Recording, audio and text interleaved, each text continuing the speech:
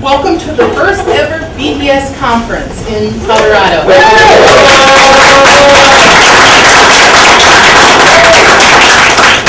There's a lot of people and groups that have worked hard to make this happen, and this is really exciting what is happening in Colorado. A lot of people are really getting interested in the BDS movement because it is creating results, and it is putting pressure on Israel to end the Israeli occupation. CBC, Colorado BDS Campaign, is a coalition of groups. Right now there's about 11 groups right now that are part of it, and we're growing every day. We're growing with new members every day, and it's really exciting. I'm really proud to be a part of this and be a part of all of you that are a part of this. The Colorado BDS Campaign is basically, it's a hub, kind of a communications hub, where the groups plug into this, and then we can get the information out to all of you about events, action alerts, updates, that type of thing. But we're still growing right now. We're still trying to figure out how things work and the best way to do things. And actually, all of you are a part of growing this. So this is about all of us. It's not just about the Colorado campaign. It's about all of us being a part of it. The first person who's going to be up talking is Ibrahim Kazarouni, and he's going to give us a brief history of Palestine. Where are you?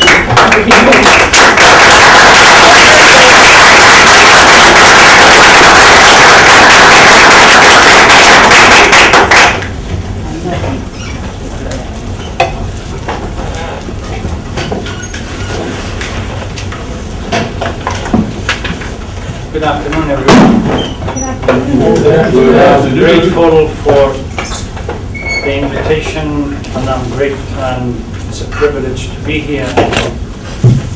I don't know, Beth, whether you want to do 15 minutes time that you've given me a history of one of the most complicated parts of the world. But they say one picture speaks louder than 1,000 words. This is the history of Palestine. Follow from the left to the right and you understand what is happening. They say that those who do not understand history not only won't be able to be part of reconstructing it, they are bound to remain within it forever as just idle bylookers or side-lookers, whatever. We can't do much. When it comes to the Palestinian crisis or Palestine as a category, we really need to go and start looking at Zionism before we can do anything else. Zionism is an illegitimate child of colonialism. It grew in the same cultural milieu that fed into colonialism. It was fed by the same narrative that justified colonialism. It practiced the same thing that colonialism did, and it's still practicing. Look at French colonialism in Africa or anywhere else, British colonialism in Asia, German colonialism, Spanish colonialism, etc., and now American colonialism. The narrative is the same. The practice is the same. Understanding of a linear history in which they locate themselves at the higher position than everybody else is the same. The city on the hill, and for the Americans, the civilization mission for the European colonizers, and the chosen race for the Zionists. It's the same kind of narrative. For them, so I'm not surprised, and by the way, and the umbilical cord is connected to the same old colonial powers that led to its birth in the Middle East. You look at United Nations, not Security Council, but at least General Assembly. Whenever the issue of Palestinian-Israeli comes up, you see the rest of the world on one side, United States with few colonial powers and few marginal states that they have no role to say, and they are prepared to sell their soul for few pieces of silver to United States. They stand with the Zionist system on one side. This process from left to right is not accident of history. It was planned. In the presentation that I had at Cornell School of International Studies a couple of years ago, in which I tried to draw a parallel between the Palestinian case with Native Americans. And you will see the map. It's the same kind of pattern. No wonder in 1947 and 48 you had David Ben-Gurion and the Premier of South Africa coming to the United States and visiting the Native Americans, what do we call them? Reservation. As it wasn't just an accident. In 1947 and 48, there was a clear understanding that this is the path that Zionism is going to take in Palestine. Reservation is ultimately the destiny for the Palestinians. And we are going slowly towards that approach. Despite the narrative of peace, two separate entities, two countries, etc., two states, there is nothing I remember Menachem Begin's son, after the peace with Egypt, when they were supposed to speak or at least hold on building settlement. He said settlement has no relevance to what he called the Jewish nation, but it prevents Palestinians from having the opportunity to construct and build the state that they call it Palestine. Everything is pre-planned. Now, as far as there was a naivete that we have a political solution and the role of the United States, by now I think is thrown into the dustbin. U.S.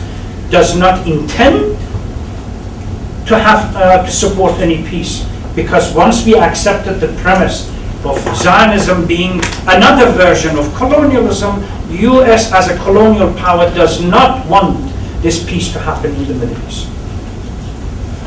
And secondly, so once we reject the notion that the role that the United States can play as what we call impartial observer or contributor or even partner, we are left with no other alternative but to look at what we as people can do. In the time where we have Occupy movement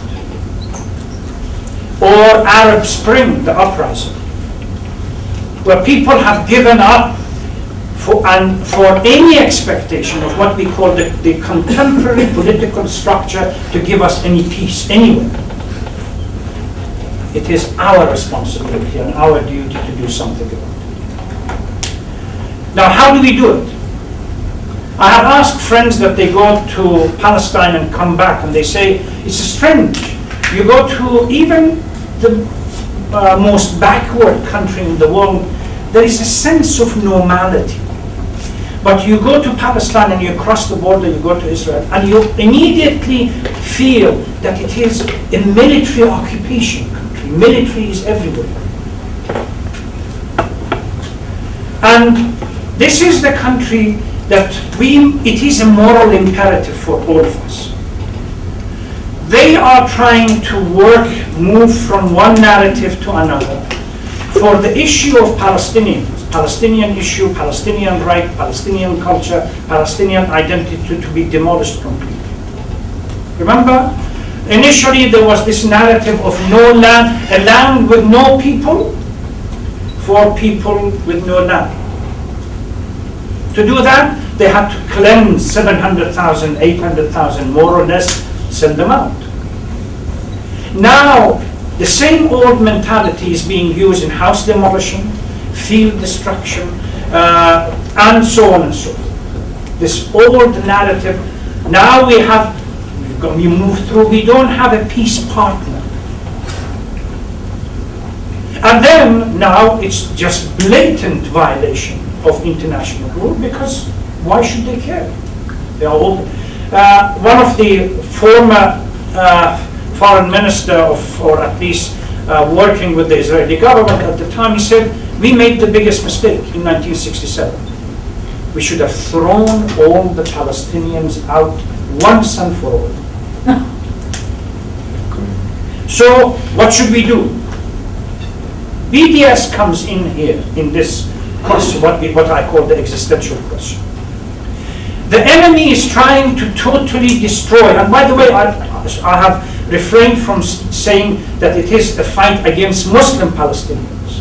In my research and conversation with Christian Palestinians, I see similar kind of thing being done to them. But Christian Palestinians have the option to move into, say, Europe, United States, or somewhere else. The Muslim Palestinians, unfortunately, this opportunity doesn't exist. They try to kill the conversation, we have to keep it up. They try to diminish the culture, the flag of Palestine, and the symbol of Palestine, we have to wear it all the time. Let people look at us when we get on buses, planes, and everywhere else, that you can't destroy the Palestinians as nations. You can demolish their house. You can demolish their lands. But their identity and ideas you can't destroy. They earn for freedom like everybody else. But as far as BDS and boycott, what can we do? I think BDS has a number of components. On personal basis, when you go to any shop, groceries, pick up an apple, a pear, a banana, or something else, look at it. If there is a mark that says, even West Bank, let's not delude ourselves. There is no such thing as West Bank industry. They saw it coming if they are trying to circumvent this kind of BDS and work against them. If it says even West Bank, don't buy it. Tell the shop or the store manager, why do they stop? Get into the argument. Explain to them that what our tax money is doing, and this is the moral imperative for them as well, not to bring it in. And then on a national and international level, we really need to consolidate, go and establish some kind of networking, and work with others. But you said that this is a conglomerate of 10 or 12 people. Why not extend it? There are a number of, for them, unfortunately, for us, fortunately, in the age of Twitter, Facebook, LinkedIn, emails, our messages cannot be controlled anymore. We can pass messages quite a lot, and much faster. The role of the youth comes in here because they are much more able to understand it than us third or fourth generation before. So we really need to do this. Networking, to stand in solidarity and organize places like this. Why not? In students that are at universities just keep on pushing for this issue to be brought up and be discussed. Walk out of classes when they bring in IDF or whatever soldiers to speak on behalf of the Israeli government, to become the mouthpiece of the Israeli government. And if you look and see through the narrative, it's always the idea is the same. In 1967, the Israelis attacked Egypt and others, and Abu Abani, United Nations, talks about how they are the victims. This notion that they are, despite all the atrocities, are always the victim is constantly being presented. Challenge them. Stand up. This narrative of the only democracy in the Middle East and somehow it would not commit human rights violation or ethnic cleansing, it's is passé, as they say, because now we have looked at history. All the colonial powers, when they attacked other countries and colonized them, they were democratic. Challenge, stand up, walk out. Let them understand that you are not going to take it to them. But let's not deceive ourselves. This is a challenging path, a difficult path. We have to run to stand still, as they say. But let's do it together. Thank you very much.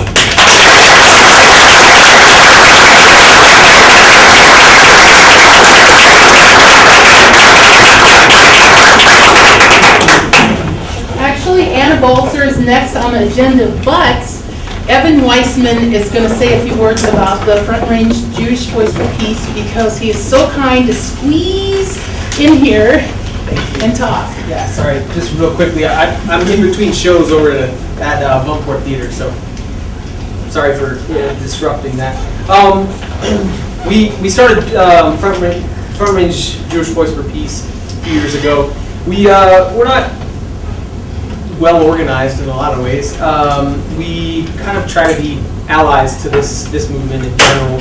But we kind of have two main focuses. One is Israel-Palestine. The other is being a Jewish voice for peace here within the Jewish community on all sorts of social and economic justice issues. So we kind of end up doing both. So we've been involved with working within the Jewish community on GLBT stuff and immigration issues in Colorado. And again, we're not huge numbers and we're not that well organized, but we try to be as loud as we can. In terms of for BDS and Israel-Palestine stuff, one of the main things that we've been doing is working within the Jewish community to, which is a real uphill climb. Especially like what Ibrahim was just saying about the 1967 narrative.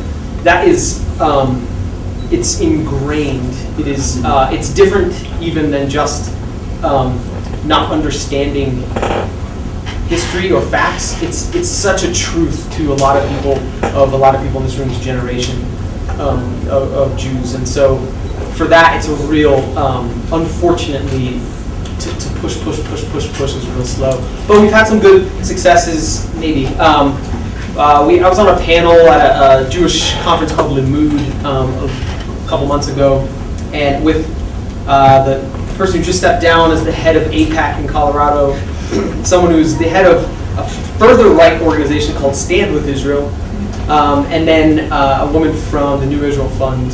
She's actually a really good activist. But and that was, again, the real soft sell. We were talking about how we came to our relationship to Israel and to Zionism, and that kind of works the best, in my opinion.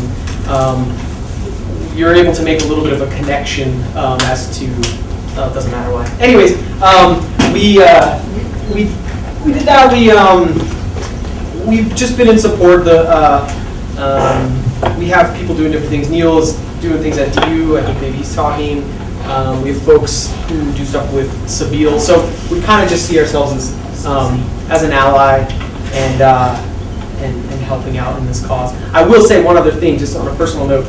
I think it's good when when we're often saying no to things, especially with BDS. Giving alternatives is a helpful thing. This is for anything in general.